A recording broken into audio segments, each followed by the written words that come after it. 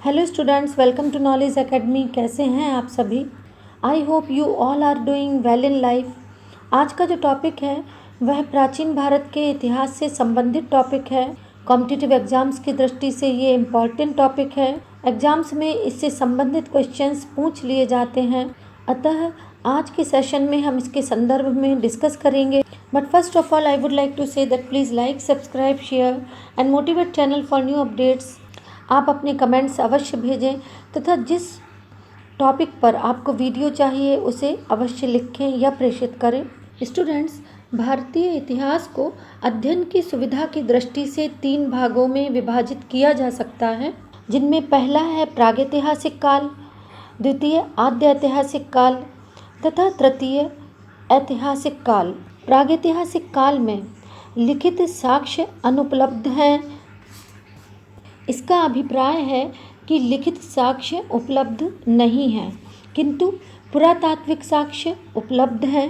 इसी तरह से आद्य ऐतिहासिक काल के संदर्भ में डिस्कस करें तो इसमें लिखित साक्ष्य उपलब्ध हैं, किंतु लिपि गूढ़ एवं अस्पष्ट। इसका अभिप्राय है कि लिखित साक्ष्य उपलब्ध तो हैं, किंतु जो उनकी लिपि है वह अस्पष्ट है एवं समझ से परे है, या ये कहें कि बहुत अधिक गहन है। इसीलिए इसकी लिपि को गूढ़ एवं अस्पष्ट कहा गया है। इसी तरह से ऐतिहासिक काल को यदि देखें तो इसमें पुरातात्विक एवं साहित्यिक दोनों प्रकार के साक्ष्य उपलब्ध हैं तथा इसे लगभग 600 ईसा पूर्व के बाद का काल कहा जाता है तथा इसका प्राचीनतम लिखित साक्ष्य अशोक के अभिलेख से संबंधित माना जाता है। इसी तरह प्रागैतिहासिक काल के संबंध में यह बात जानना समीचीन है कि इस काल का संपूर्ण अध्ययन पुरातात्विक स्रोतों पर ही निर्भर है, अर्थात जिस काल में लिपि का विकास नहीं हुआ था उसे प्रागैतिहासिक काल कहा जाता है। इसी तरह से आद्य इतिहास के संबंध में यदि डिस्कस करें तो आद्य इतिहास का तात्पर्य उस कालखंड से है जिसमें लिपि तो थी, किंतु अभी तक वह लिपि पढ़ी नहीं गई, या ये कहें कि पढ़ी नहीं जा सकी, जिसे हड़प्पा सभ्यता इत्यादि।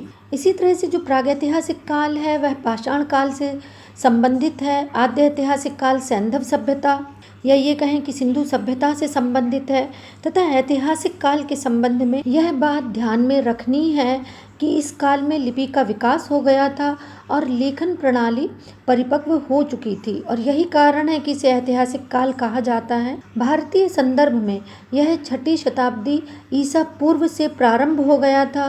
भारतीय संदर्भ में यह बताना समीचीन होगा कि इंडिया शब्द इंडस से निकला है, जिसे संस्कृत में सिंधु कहा जाता है।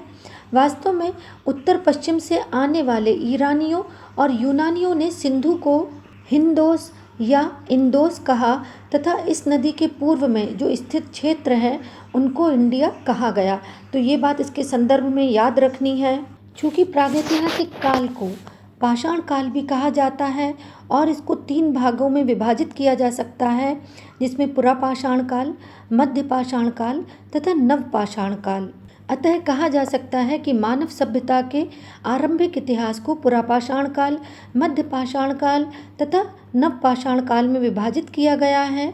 इनकी समय सीमा के संदर्भ में यदि डिस्कस करें तो पुरापाषाण काल को 5 लाख ईसा पूर्व से 10,000 ईसा पूर्व के बीच निर्धारित किया जाता है तथा इसको भी निम्न, मध्य तथा उच्च पुरापाषाण काल में विभाजित किया गया है। इसी तरह से मध्य पाषाण काल को 10,000 ईसा पूर्व से 8,000 ईसा पूर्व तक का जो समय है उसको मध्य पाषाण युग कहा गया है तथा मध्य पाषाण युग के पश्चात नव पाषाण काल का आरंभ लगभग 8,000 ईसा पूर्व से माना जाता है। भारत में आरंभिक पुरापाषाण काल का प्रथम साक्ष्य महाराष्ट्र के बोरी नामक स्थान से प्राप्त हुआ। यहाँ के लोग हस्त कुठार, विदारणी तथा खंडक, चोपर जैसे औजारों का प्रयोग करते थे। इसी तरह से निम्न पुरापाषाण काल के संबंध में या ये कहें कि निम्न पुरापाषाण कालीन सभ्यता के विकास के संदर्भ में उत्तर पश्चिम में स्थित सोहन नदी घाटी, जो कि पाकिस्तान में स्थित है, तथा पेबुल, चौपर, चौपिंग तथा दक्षिण भारत की हैंड एक्स क्लीवर संस्कृति, मिर्जापुर की बेलन घाटी सभ्यता तथा मध्य प्रदेश के भीमबेटका आदि जो स्थान हैं, उन साक्ष्यों से पता चलता है कि निम्न पुरापाषाण कालीन सभ्यता किस तरह की थी। इसी तरह से मध्य पुरापाषाण कालीन सभ्यता के संदर्भ में यदि डिस्कस करें तो मध्य पुरापाषाण कालीन जो स्थल है वो सामान्यतः सोन घाटी, मध्य प्रदेश, बेतवा घाटी, कृष्णा घाटी, बेलन घाटी तथा नेवासा इत्यादि माने गए हैं, या ये कहें कि यही हैं। इसी तरह से इस समय के औजारों के संदर्भ में यदि डिस्कस करें तो इस समय यानी मध्य पुरापाषाण कालीन सभ्यता में वेधनी, खुरचनी, छेदनी इत्यादि जो औजार हैं वो प्रयोग में लाए जाते थे, या ये कहें कि उपयोग में लाए जाने लगे थे। मध्य पुरापाषाण काल के औजारों में क्वार्टजाइट की जगह जैस्पर तथा चर्ट जैसे चमकीले पत्थरों का प्रयोग शुरू हो गया था, जिसके कारण इसको फलक संस्कृति भी कहा जाता है। इसी तरह से उच्च पाषाणकालीन सभ्यता के संदर्भ में यदि डिस्कस करें तो इसमें बेलन घाटी, रेनीगुंटा, सोन घाटी तथा सिंह भूमि आदि जो स्थान हैं वो इस सभ्यता से संबंधित हैं।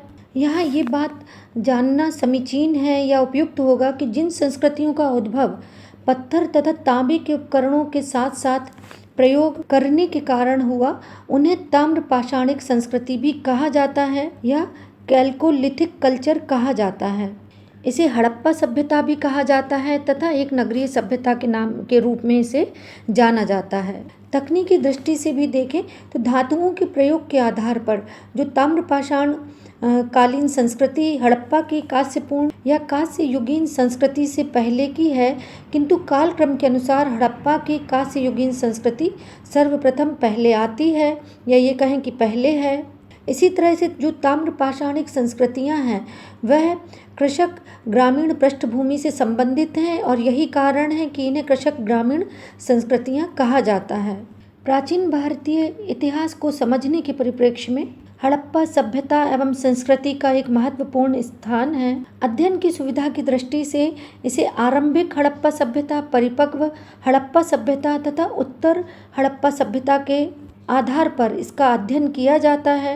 हड़प्पा सभ्यता के संदर्भ में यदि डिस्कस करें तो इस संस्कृति का पता सर्वप्रथम हड़प्पा नामक स्थल को खुदाई करने से पता चला, और यही कारण है कि इसे हड़प्पा सभ्यता कहा जाता है।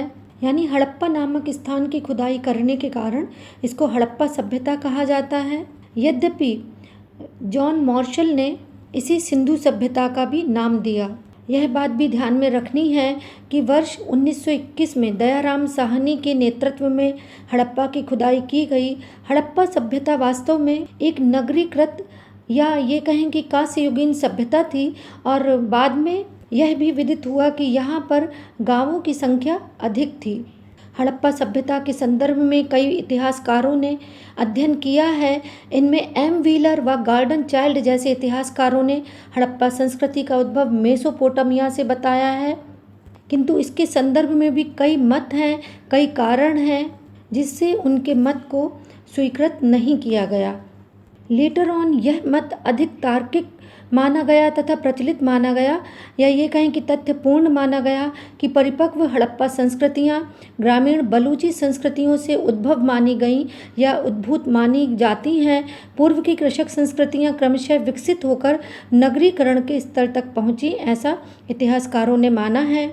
इसी तरह से हड़प्पा सभ्यता के संदर्भ में यदि और डिस्कस करें या इसके विस्तार के संबंध में चर्चा करें तो इसका जो विस्तार है यानी हड़प्पा सभ्यता का जो विस्तार है वह उत्तर में मांडा यानी जम्मू कश्मीर चिनाब नदी, दक्षिण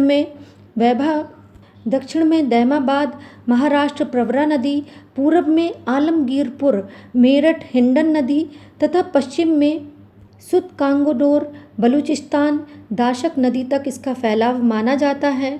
आई होप ये सभी तथ्य आपके कॉम्पिटिटिव एग्जाम्स की दृष्टि से बेनिफिशियल होंगे। आगे भी इसके संदर्भ में विस्तार से वीडियो आपके समक्ष आएंगे।